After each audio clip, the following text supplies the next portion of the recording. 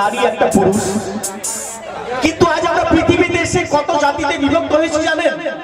অনেক জাতিতে। কবি কি বলছে জানেন? কবি গানের মাধ্যমে তুলে ধরছি।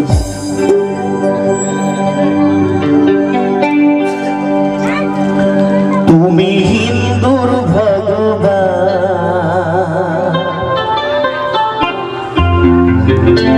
তুমি মুসলমানের জান,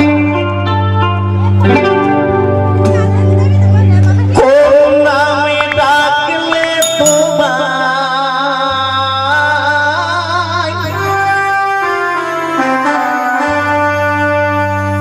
আমি, কোন নামে ডাকলে তোমায়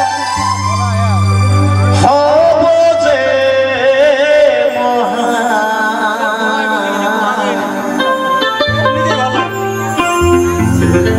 তুমি হিন্দুর ভগবান, তুমি মুসলমানের জান। আমরা অনেকেই লালন ফকিরের নাম শুনেছি। যে লালন ফকির গান লিখতেন এবং নিজে গান গাইতেন, সেই লালন ফকির কিন্তু এই সাধুদের নিয়ে অনেক কিছু তৈরি করেছিলেন গো। তিনি কিন্তু মুসলিম ছিলেন, মুসলিম থেকে আবার সাধুদের সাথে সাধুদের সঙ্গে ঘুরে বলে মানে ঘুরে বুলেছে। তো সেই কবির ভাবনা, কবি কি বলছেন? ও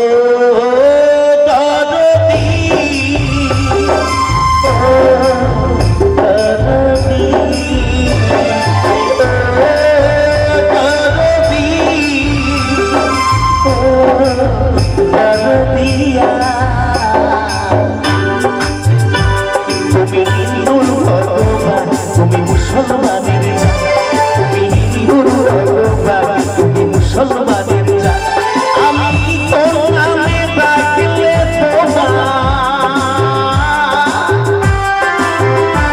আমি তোর নামে ডাকলে হব যে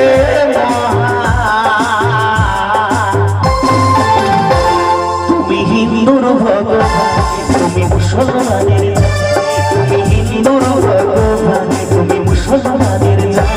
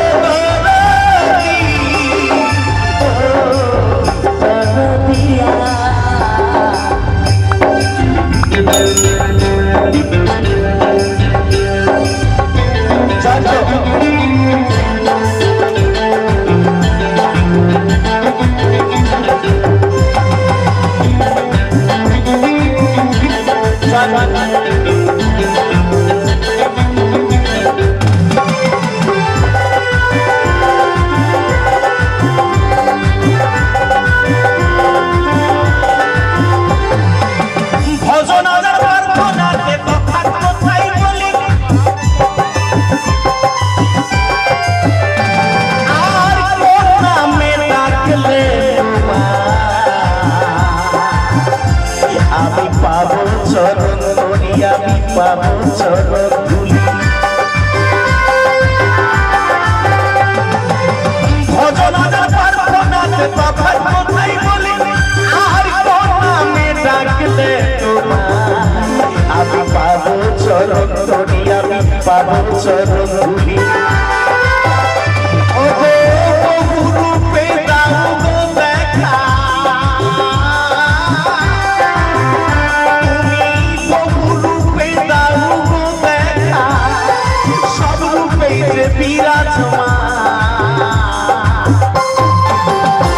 তুমি হিন্দুর ভগবান, তুমি মুসলমানের জান, তুমি হিন্দুর ভগবান, তুমি মুসলমানের জান।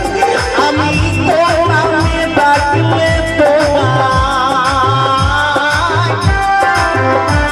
আমি তোর নামে ডাকলে তোমায় হব যে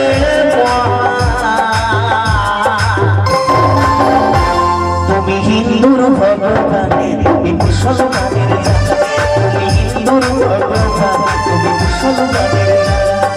ও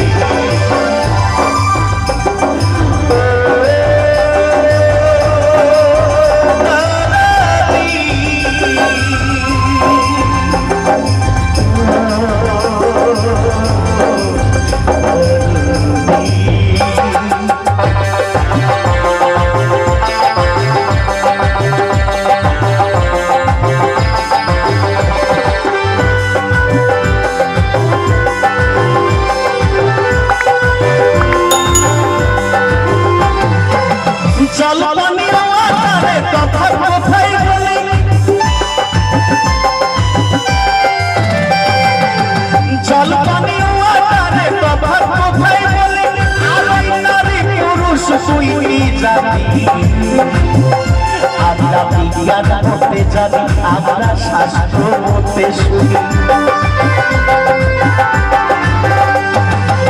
জল পানি ওয়াটারে বাবার কথাই বলি আর নারী পুরুষ দুইটি জাতি আমরা বিজ্ঞানেতে শুনি আমরা শাস্ত্রেতে শুনি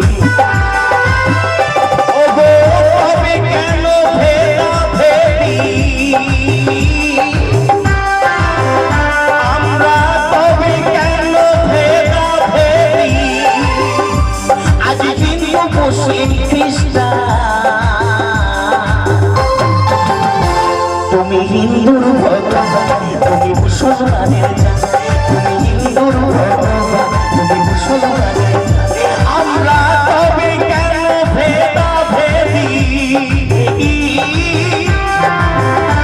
আমরা তবে কেন ভেদাভেদি আজ হিন্দু মুসলিম খ্রিস্টান তুমি হিন্দুর ভগবান তুমি মুসলমান